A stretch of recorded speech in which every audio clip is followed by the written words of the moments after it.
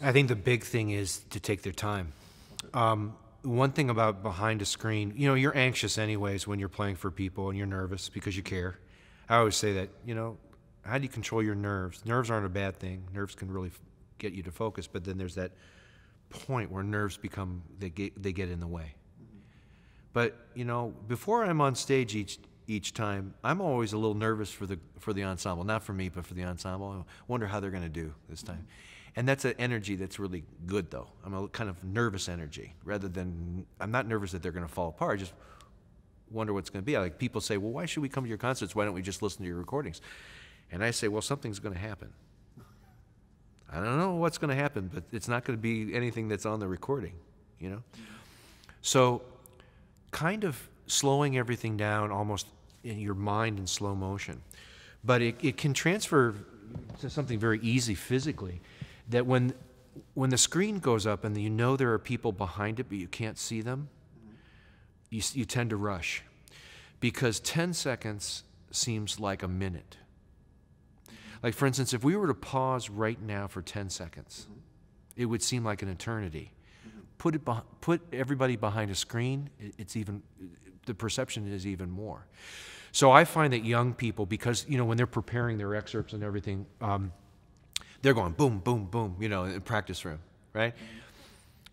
I say, especially the last week before you have an audition, just play that excerpt once each session.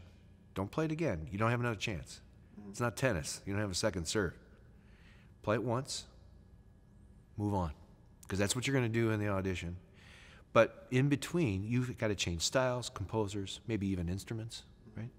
Take your time. Now, you're going to feel like they're waiting for you, but it's your time. Pace yourself, take your time, prepare, sing the first phrase. You're going to get the pitch, rhythm, style, sing it in your head, and then play. But right before you play, take an extra 5 seconds, because still they'll think, okay, I've taken all this time. Take an extra 5 seconds just for there to be this sound before you play. Because silence actually identifies sound in a really special way. But if there's moving around or mute or whatever, and then you play, we haven't come from something pure. And it makes people focus on you even more if there's just 5 seconds of silence right before you play. You know, you're not emptying your water key or sniffing or whatever. You'll also hear people behind the screen moving, maybe even talking, shuffling their feet, wiping the rain off their jacket from coming in from lunch. Who knows? Is that going to distract you? Wait until there's silence and then play. And that's also the key to talking, is when you really want to say something profound, you wait for that last moment. And you've got people. And it's hard when you don't have eye contact. Eye contact is huge because I think for young players, they're afraid to get eye contact. I tell them it's one of the most important things that you can do in your life for interviews or whatever, is people believe you when you look them in the eye. But if you don't look them in the eye, sometimes it's subconsciously it's hard to believe. Now, you don't have that in the screen, but you got to imagine that they're there looking at you and listening to you, not just hearing you, but listening to you. And that's the funny thing about eye contact, is I think, you know, what's the difference between hearing and listening? And there's a big argument for people that I ask, is hearing more, you know, concentrated, or is listening more astute, you know, to what's going on? And I get both sides, right? I've always thought listening was more of an intense hearing, that you're really concentrated. Hearing maybe like I hear a buzz in the hall just a little bit right now. It's not that bad, but I hear it.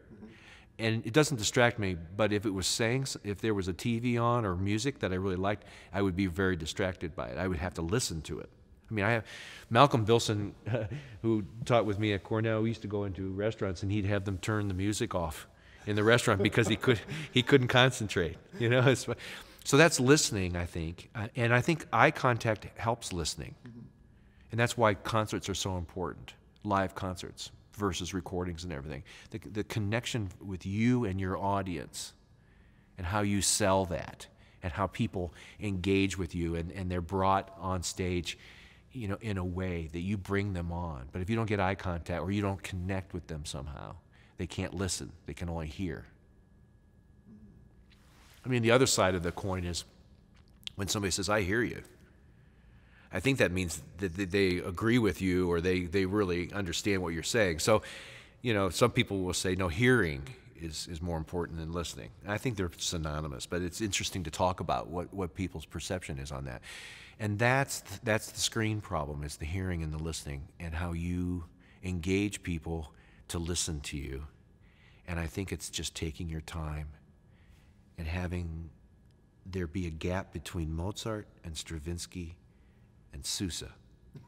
It's like, come on, how many times in your life are you going to have to switch gears like that in the professional world other than an audition? And if they do them in the practice room like this, or they do them 2 or 3 times until they get it right, they're rushing through things.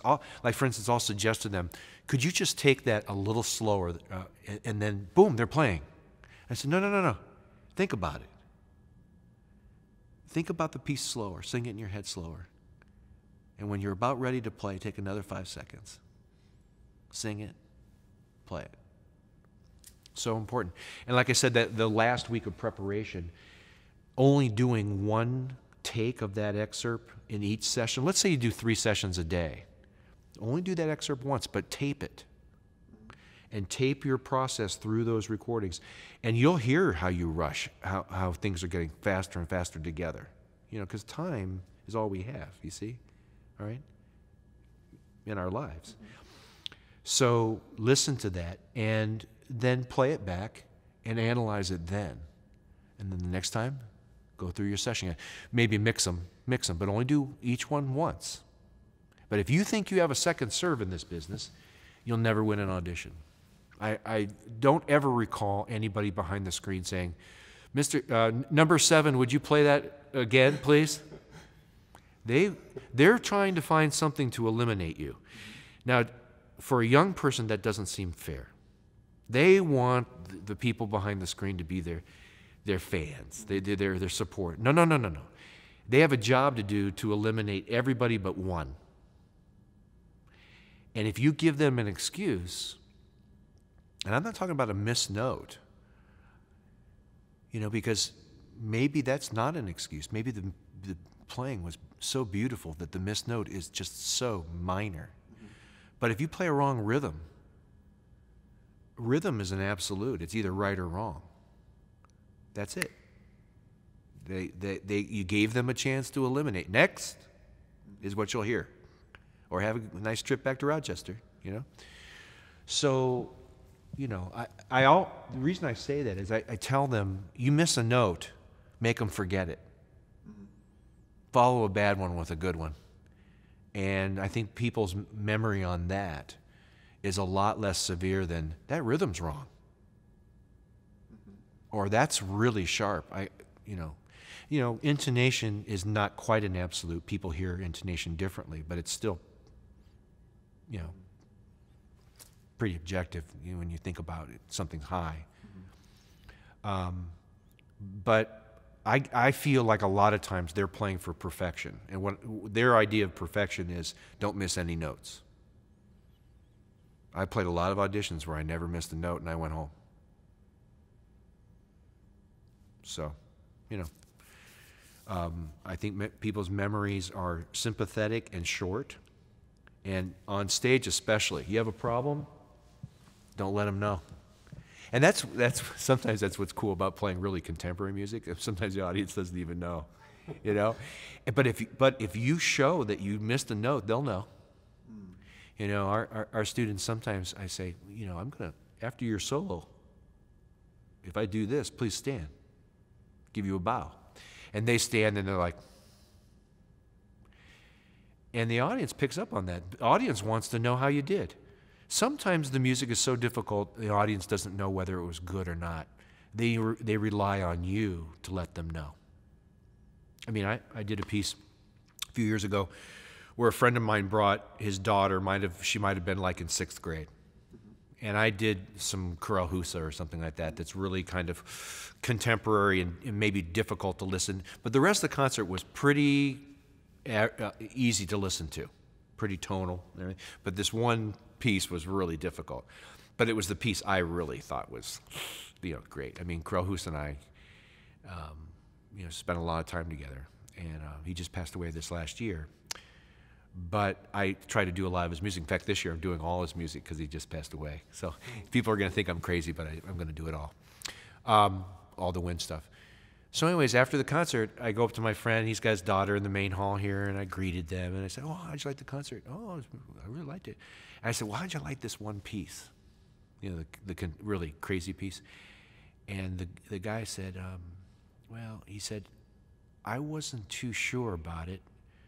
I didn't really understand it, but I could tell how much you loved it, so you had me." So he appreciated that. He couldn't understand the piece, but he appreciated it. And I remember his daughter saying about the first piece we played, which was very difficult but tuneful, like it wasn't John Williams, but it was something that a 6th grader would love, but it was very hard to play. Okay. And she said, could you loan that music to our band director? Our band would really love to play that. And I'm thinking, but there's another point, is a musician needs to bring people in by letting them relax. If I'm up here and the music is difficult and I'm having a difficult time and I don't look like I'm enjoying it and it looks like it's hard, they're not going to enjoy it either. They can appreciate maybe that it's hard. But people don't come to concerts to be uncomfortable. People come to concerts to be entertained. I mean, I remind our students, okay, you're a musician, you're an artist, but when you get a visa to Japan to come on tour, it says entertainer on it. Don't forget that. Our art form is an art form, but it's also part of entertainment. And that's another thing behind the screen that's difficult because they can't see you. But if you can really have fun, the people behind the screen will get a sense that you're entertaining, and that sells tickets. I don't know any orchestra committee that's not thinking about their orchestra budget. And they want people that are engaging and everything, but how do you sense that behind a screen? I think there's ways to do that if you can somehow have fun with it. I mean, I joke around with the kids. The one thing that I miss in my life now that I don't have anymore, that I had a lot of when I was their age, is that the one thing is that I didn't know. I didn't know what was going to happen to me in my life. And it can make you anxious. It can debilitate some people and everything. But if you believe in yourself and you have talent and you work hard, and there's a fourth element there, if you treat people well, something good's going to happen to you. I don't know what it is, but something good's going to happen. And that's my credo, is don't worry about it. Don't try to manufacture. I was going to play in the Cleveland Orchestra. That's too crazy of an idea. Just do your thing and let good things happen to you, But you have to have those elements of talent and working hard and treating people well. And then don't worry about it. And also embrace that you don't know what's going to happen with you in your life, along with your career, your family, your finances, whatever everybody worries about in their life. If you can somehow embrace that and say, you know what, if I do these things, it's going to be okay. It's going to be great. I'm a true believer in that you can't control your own fate and everything, but I believe that there's something for everybody. And for young people, I especially say to them, because they're so anxious about their career, right? I mean, you remember. But to some of them, they're too anxious, and it affects their music making. So that's why when I get back to that whole how I put an ensemble together, so that it's a joyful situation rather than stressful or always just stressful. I mean, playing on stage in front of people is stressful enough. Why make it any worse, right? That's what I try to create.